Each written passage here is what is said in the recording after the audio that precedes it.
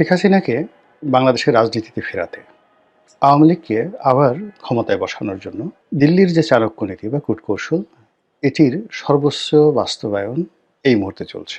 তারা একদিকে বাংলাদেশে যে কনসুলেট অফিসগুলো রয়েছে, দূতাবাসগুলো রয়েছে, যেমন কলকাতাতে রয়েছে, আগরতলাতে রয়েছে, দিল্লিতে আছে দূতাবাস, আর অন্য অফিসগুলো কনসুলেট অফিস।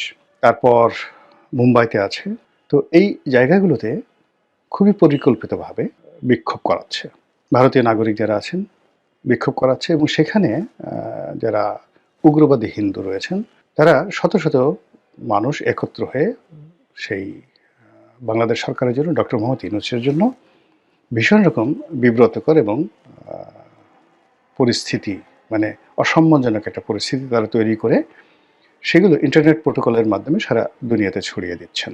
এবং ডক্টর মোহাম্মদ ইউনূসকে নিয়ে আমরা বাংলাদেশে অনেকে সমালোচনা করি, কিন্তু তার সম্মানহানি হয়, মর্যাদাহানি হয়। এই ধরনের কাজ আমরা বাংলাদেশে এখন পর্যন্ত কেউ করিনি, কিন্তু দিল্লি এটা শুরু করে দিয়েছে, প্রচণ্ডভাবে শুরু করে দিয়েছে। এবং এটি নিয়ে আমি আলাদা একটা ভিডিও করব। তো এটা বর্তমান যে সরকার, অন্তর্বর্তীকালীন সরকার, এটা খুব সিরিয়াসলি কগনিজেন্সি নিয়েছে। কগনিজেন্সি নিয়ে তারা কি করলো, ভারতীয়দের ভিসা বন্ধ করে দিয়েছে। আগরতলা অফিস, তারপরে দিল্লি অফিস, মুম্বাই অফিস, এই তিনটি অফিস থেকে ভিসা বন্ধ করা হচ্ছে, এবং অন্যান্য কনসুলেট অফিসগুলোও আলটিমেটলি ভিসা বন্ধ করে দিয়েছে বা দিবে। এই হলো অবস্থা। এটা ভারত কল্পনা করতে পারেনি। এর কারণ হলো তারা বর্তমান সরকারকে চাপে ফেলার জন্য এই কয়েকদিন আগে বাংলাদেশের যে ভিসা কার্যক্রম, ভারতীয় ভিসা সেন্টারে, সেটা তারা বন্ধ করে দিয়েছিল। কিন্তু এতে সরকার দমেনি। ফলে কি হলো, ভারত অনেকটা নাকে খত দিয়ে স্বেচ্ছা প্রণোদিত হয়ে সেই ভিসা সেন্টারটি চালু করেছে। এরপরে দিল্লিতে যে ঘটনাগুলো ঘটেছে, কলকাতাতে যে ঘটনা ঘটেছে, আগরতলাতে যে ঘটনাগুলো ঘটেছে, বাংলাদেশ কনসুলেট অফিসের সামনে বা দূতাবাসের সামনে, এগুলোর কড়া প্রতিবাদ, নজিরবিহীন প্রতিবাদ করেছে কূটনৈতিক পর্যায়ে বাংলাদেশ পররাষ্ট্র মন্ত্রণালয়ের পক্ষ থেকে। আর এই ঘটনার প্রেক্ষিতে যাকে বলা হয় ভারতীয় রাষ্ট্রদূতকে নজিরবিহীনভাবে ডেকে পাঠানো হয়েছিল। এবং আজকে যখন আমি এই ভিডিওটা করছি, আজকের এই দিনটিতে 23 তারিখে আবার ভারতের যে রাষ্ট্রদূত মিস্টার প্রণয় বর্মা, তাকে ডেকে পাঠানো হয়েছে। তো এত অল্প সময়ের মধ্যে পরপর দুইবার আমাদের মন্ত্রণালয়ে ভারতের রাষ্ট্রদূতকে ডেকে পাঠানো, এটি নজিরবিহীন ঘটনা এবং ভারতের জন্য ভীষণ রকম অবমাননাকর। তো সেই যে ভারতে যে অবমাননাকর পরিস্থিতি, সেই পরিস্থিতি একটার পর একটা ঘটনা ঘটে যাচ্ছে, যাকে বলা হয় যেখানে ভারতের নিয়ন্ত্রণ থাকছে না। সেটা কিভাবে? ধরুন, আমাদের ইতিমধ্যে আমরা সবাই জানি যে রাষ্ট্রীয় প্রোটোকলে ভারতের যারা এজেন্ট রয়েছেন বাংলাদেশে, তারা সরকারের অতি গুরুত্বপূর্ণ জায়গাতে বসবাস করেন বা সেখানে তারা আছেন। তো সেই ক্ষেত্রে এই মুহূর্তে সরকারের যে গুরুত্বপূর্ণ মন্ত্রণালয়গুলো রয়েছে, সেখানে ভারতের অনেক এজেন্ট আছে, এতে কোনো সন্দেহ নেই। আবার এর কাউন্টারে আমেরিকার এজেন্ট আছে, এর কাউন্টে আবার পাকিস্তানের এজেন্ট আছে। অতি সম্প্রতি সরকারের যে একটি গুরুত্বপূর্ণ মন্ত্রণালয়, সেই মন্ত্রণালয়ের উপদেষ্টা পরিবর্তন হয়ে গেল স্বরাষ্ট্র মন্ত্রণালয়। এবং সেই স্বরাষ্ট্র মন্ত্রণালয় পরিবর্তিত হওয়ার ফলে সেখানে নতুন যিনি আসবেন, তিনি মূলত আমেরিকান লবির মানুষ। আর আগে যিনি ছিলেন তিনি মূলত বাংলাদেশের যে সেনাবাহিনী, ক্যান্টনমেন্ট, এই লবির মানুষ।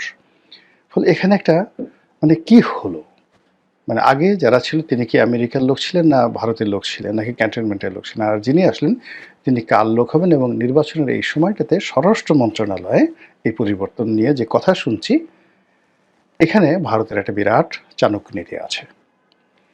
2 নম্বর হলো যে আমাদের সীমান্ত এলাকাগুলোতে ভারত সৈন্য সমাবেশ করেছে এবং গ্যারিসন তারা স্থাপন করেছে। এবং গত এক সপ্তাহে ভারতের প্রথম শ্রেণীর যে সকল পত্রপত্রিকা রয়েছে, তাদের যারা কর্তা ব্যক্তি, তাদের যে পার্সোনাল প্রোডকাস্ট রয়েছে, বড় বড় সাংবাদিক, তাদের নিজস্ব প্রোডকাস্ট রয়েছে, ওখানে যে সকল সোশ্যাল ইনফ্লুয়েন্সার রয়েছেন, আমাদের বাংলাদেশের ইনফ্লুয়েন্সারদের মতো নয়, যারা ভারতের জাতীয়তাবাদ ধারণ করেন এবং সরকারের প্রতি তাদের যথেষ্ট প্রভাব রয়েছে, এবং তারা রাজনৈতিক দলের মুখপাত্র রূপে কাজ করেন। পত্রপত্রিকা যেই জিনিসগুলো সরাসরি লিখতে পারেন না, সেগুলো তারা তাদের নিজস্ব ইউটিউব চ্যানেলে সেটা প্রচার করেন। তো এরকম কিছু পডকাস্টে আমি দেখলাম যে ভারতের পক্ষ থেকে এই সকল যারা ইনফ্লুয়েন্সার রয়েছেন তারা একটি যুদ্ধের স্বপ্ন দেখছেন। বাংলাদেশ ভারতের সঙ্গে একটা যুদ্ধের পরিস্থিতি তারা আন্দাজ করছেন এবং ভারতকে তারা প্রলুব্ধ করছে, দিল্লিকে তারা প্রলুব্ধ করছে যে বাংলাদেশের ব্যাপারে তাদের খুব রাষ্ট্রিক অ্যাকশন নেওয়া উচিত। এই গেল পরিস্থিতি। সেটা কেন, কি কারণে, এটা আরও বিস্তারিত বললে এই ভিডিও অনেক বড় হয়ে যাবে। সর্বশেষ যে বিষয়টা নিয়ে বলতে চাচ্ছি সেটি হলো জনাব তারেক রহমান সাহেবের যে দেশে ফেরা, এই দেশে ফেরাকে নিয়ে ভারতের পত্রপত্রিকা টিটকারি শুরু করেছে। তারা বলার চেষ্টা করেছে যে তারেক রহমান সাহেব মূলত দিল্লির গ্রিন সিগন্যাল পেয়ে বাংলাদেশে পদার্পণ করলেন এবং এখানে এটা ছাড়া তার আর কোনো উপায় ছিল না। নির্বাচন করা, নির্বাচনে জয়লাভ করা এবং দেশ যেভাবে দক্ষিণপন্থীদের হাতে, জামাতের হাতে নিশ্চিতভাবে চলে যাচ্ছে, সেইখান থেকে তাকে যদি ক্ষমতা লাভ করতে হয় জনাব তারেক রহমান সাহেবকে, তাহলে দিল্লির সাহায্য তার জন্য অনিবার্য। এটা বোঝানোর জন্য ভারতের যে বাংলা ভাষাভাষী লোকদের মধ্যে সবচেয়ে প্রভাবশালী যে পত্রিকা আনন্দবাজার পত্রিকা, তারা একটা রিপোর্ট করেছেন জনাব তারেক রহমান সাহেব সম্পর্কে। সেখানে তাকে খালেদা পুত্র হিসেবে, নামটাও বলেনি, খালেদা পুত্র হিসেবে তাকে সম্বোধন করা হয়েছে। এরকম তুচ্ছ-তাচ্ছিল্যের যে প্রতিবেদন, এটি তারেক রহমান সাহেবকে নিয়ে ইতিপূর্বে কখনো হয়নি। তার নাম, তার পদবি, তার পোর্টফোলিও সব কিছু বাদ দিয়ে এখানে দুটো জিনিস সামনে আনা হয়েছে আনন্দবাজারের দৃষ্টিতে। এক নম্বর হলো তারেক রহমান সাহেবের একমাত্র যোগ্যতা, একমাত্র পরিচয় হলো তিনি বেগম খালেদা জিয়ার পুত্র। এবং এখানে খালেদা জিয়ার পুত্র বলা হয় নাই, আরও যে জিনিসটি হলো তাকে বলা হয়েছে খালেদা পুত্র। মানে জিয়াউর রহমানের যে লিগেসি, সেই লিগেসি থেকে তাকে ডিটাচ করে কেবলমাত্র খালেদা পুত্র হিসেবে তাকে অভিহিত করা হয়েছে। আর দ্বিতীয় শব্দটা হলো যে খালেদা পুত্রের ভারতের বন্ধুত্ব, সহানুভূতি ছাড়া তার আর কোনো উপায় নেই। এখন পরিস্থিতি এমন অবস্থা হয়ে গেছে, সেই যে পরিস্থিতি, সেই পরিস্থিতির কারণে তাকে ভারতের সঙ্গে সমঝোতা করতেই হবে। তা না হলে তার দল নির্বাচনে জয়লাভ করতে পারবে না, আর নির্বাচনের মাঠে দাঁড়াতেই পারবে না। পুরো পরিস্থিতি এখন দক্ষিণপন্থীদের হাতে চলে গেছে। চীনপন্থী, তারপর তুরস্কপন্থী, পাকিস্তানপন্থী, সৌদিপন্থী, পুরো পন্থী যারা দক্ষিণপন্থী যে ব্লক রয়েছে বাংলাদেশে, তাদের হাতে চলে গেছে।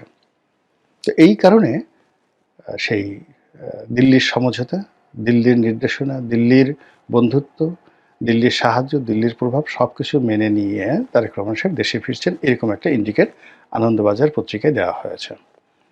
আর এটা নিয়ে বাংলাদেশে যারা তারেক রহমান সাহেবের বিরোধী, বিএনপি বিরোধী, তারা কিন্তু কথাবার্তা বলছেন। আর দেখলাম যে কিছু ইনফ্লুয়েন্সার রয়েছেন বা কন্টেন্ট ক্রিয়েটার রয়েছেন, তারা নিরপেক্ষ বক্তব্য দিয়ে ভারতের যে আনন্দবাজার তাদের সমালোচনা করেছে, কিন্তু তারেক রহমান সাহেবের পক্ষে কোনো ন্যারেটিভ তৈরি করেনি। আর তারেক রহমান সাহেবের যে মিডিয়া সেল রয়েছে বা বিএনপির মিডিয়া সেল রয়েছে বা তাদের যারা টেলিভিশনে যান, বক্তব্য দেন, এই বিষয়টা তারা কগনিজেন্সি নেননি। এটা যে একটা ন্যারেটিভ এবং এটা যে বাংলাদেশ ভারত সম্পর্ক, বাংলাদেশের সাথে বিএনপির সম্পর্ক, আগামী নির্বাচনের সাথে বিএনপির সম্পর্ক, এটা যে একটা গুরুত্বপূর্ণ ভূমিকা পালন করে, এটা তারা বুঝতেই পারেনি। গেল এক। দুই নম্বর হলো যে এই যে ভারত যে চাণক্য নীতি করছে, সময়কে ব্যবহার করে ধরে নিলাম যে এর সঙ্গে বিএনপির কোনো যোগাযোগ নাই, তারেক রহমান সাহেবের কোনো যোগাযোগ নাই, রয়ের সাথে তার কোনো কানেক্টিভিটি নাই, কিচ্ছু নাই। কিন্তু তারা যে ফাঁদ পেতেছে, সেই ফাঁদের মধ্যে বিএনপি আলটিমেটলি পড়ে গেছে। এখন এই যে বদনামগুলো ছড়ানো হচ্ছে যে ভারতের সাথে বিএনপির একটা সমঝোতা হয়ে গেছে, ভারতের সঙ্গে, দিল্লির সঙ্গে, মোদির সঙ্গে জনাব তারেক রহমান সাহেবের একটা সম্পর্ক হয়ে গেছে, তার প্রেক্ষিতে তিনি এখন বাংলাদেশে আসছেন। এর যে বিরুদ্ধ যে মতবাদটি এখন পর্যন্ত বিএনপির পক্ষ থেকে বলাই হয়নি।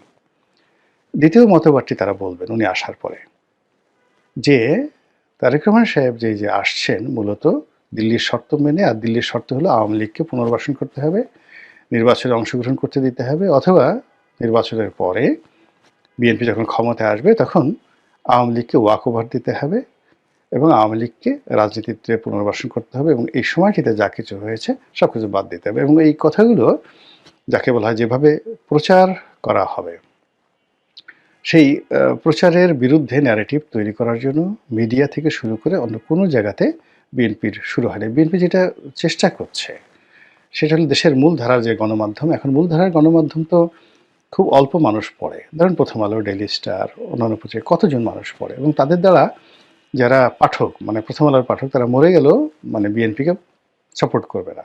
তারা সারা জীবনে বিএনপিকে, আওয়ামী লীগকে, এমনকি জামাতকে, মূলধারা যারা রাজনীতি করেন তাদেরকে ঘৃণা করছে। তো কাজে এই মুহূর্তে মূলত অন্যান্য যে সকল পত্রপত্রিকা রয়েছে, তো দেখলাম যে অন্যান্য যে সকল পত্রপত্রিকা যাদের সমাজে ইনফ্লুয়েন্স রয়েছে, যেমন ধরেন ইত্তেফাক আছে, নয়া দিগন্ত আছে, কালের কণ্ঠ আছে, বাংলাদেশ প্রতিদিন আছে, যুগান্তর আছে, এই পত্রিকাগুলোর মাধ্যমে যে একটা ন্যারেটিভ তৈরি করা হবে, সেই ন্যারেটিভ তৈরি করার মতো না আছে লেখক, না আছে কলামিস্ট, না আছে সাংবাদিক। এখন তারা যেটা চাচ্ছে, তাদেরকে রেডিশনে এনে খাওয়ালো, তাদের দ্বারা তারেক রহমান সাহেবের প্রশংসা করালো, আর এতেই মনে করলো যে আসলে হয়ে যাবে, এতে করে পুরো পরিস্থিতি আরও তাদের বিরুদ্ধে চলে যাবে। তো যেটা বলছিলাম যে বিএনপির যারা বিরোধী পক্ষ, তারা যেটা প্রচার করবে সেটা হলো যে ভারত যে শর্ত দিয়েছে তার প্রধান শর্ত হলো আওয়ামী লীগকে পুনর্বাসন করা, শেখ হাসিনাকে ফেরত আনা, ইত্যাদি কাজগুলো। এবং এটা সত্য মিথ্যা ধারে কাছে ব্যাপার নয়, প্রচারণার কারণে দেখা গেল বিএনপির যে সর্বনাশ, রাজনীতির যে সম্ভাব্যতা, এটি একেবারে সমূলে বিনষ্ট হওয়ার আশঙ্কা দেখা দিয়েছে। আর এরকম ঘটনায় প্রতিপক্ষ নিশ্চিতভাবেই আপনি দেখবেন যে কাঁঠাল ভাঙবে বিএনপির মাথায়, কিন্তু ফলাফল যারা কাঁঠালের যে স্বাদ, আহ্লাদ, রস, এসব যাকে বলা হয় গ্রহণ করবে বা খাবে বিএনপি বিরোধী শক্তি, বিশেষ করে জামায়াত ইসলামী। খেলা জমে ক্ষীর হয়ে গেছে, দুধ গরম হয়ে ঠান্ডা হয়ে আবার সর পড়ে গেছে রাজনীতির মাঠে। এখন এই সর আপনি কি সর হিসেবে খাবেন, নাকি ঘি বানাবেন, নাকি মাখন বানাবেন, নাকি এটা বেটে আপনার চোখে মুখে দিয়ে নিজের রাজনীতির জৌলুস যৌবন ফিরিয়ে আনবেন?